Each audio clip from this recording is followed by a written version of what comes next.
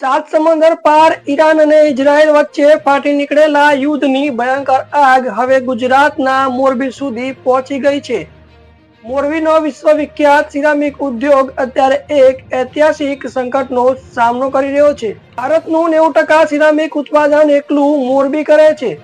દર વર્ષે હજારો કરોડ રૂપિયાની ટાઇલ્સ અને સિરામિક પ્રોડક્ટ્સ અહીંથી વિદેશોમાં એક્સપોર્ટ થાય છે। ઈસ્ટમાં શરૂ થયેલા આ મહાયુદ્ધ આંતરરાષ્ટ્રીય શિપિંગ રૂટ્સ એટલે કે દરિયાઈ માર્ગને અત્યંત જોખમી બનાવી દીધી છે।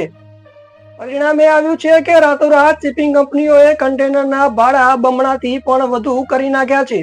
વિદેશી બાયર્સ નવા ઓર્ડર આપતા ડરી રહ્યા છે અને જૂના ઓર્ડર્સ કેન્સલ થઈ રહ્યા છે। મોરબીની ફેક્ટરીઓના ગોડાઉનમાં તૈયાર માલના ઢગલા પડી રહ્યા છે, પણ તેને વિદેશ મોકલવો અત્યારે લોઢાના ચણા ચાવવા સમાન બની ગયું છે। આ માત્ર એક્સપોર્ટ પૂરતો સીમિત પ્રશ્ન નથી। સિરામિક ફેક્ટરીઓ ચલાવવા માટે સૌથી મોટું ઈંધણ છે નેચરલ ગેસ। ના ભણકારા વાગતા જ આંતરરાષ્ટ્રીય બજારમાં ક્રૂડ અને ગેસના ભાવ ભડકે પડવા લાગ્યા છે। એક તરફ ઉત્પાદન ખર્ચમાં થોતિંગ વધારો થઈ રહ્યો છે અને બીજી તરફ માલનું વેચાણ અટકી ગયું છે।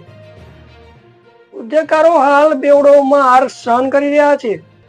જો પરિસ્થિતિ આગામી થોડા અઠવાડિયામાં નહીં સુધરે તો મોરબીની સેંકડો નાની મોટી ફેક્ટરીઓ પર તાળા વાગવાની પૂરેપૂરી શક્યતા છે।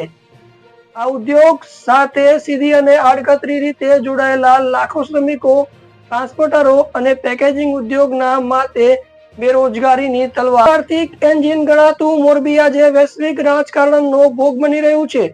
ઉદ્યોગકારો હવે રાજ્ય અને કેન્દ્ર સરકાર તરફ મીટ માંડીને બેઠા છે કે નિકાસ અને ગેસના ભાવોમાં કોઈ તાત્કાલિક રાહત આપવામાં આવે।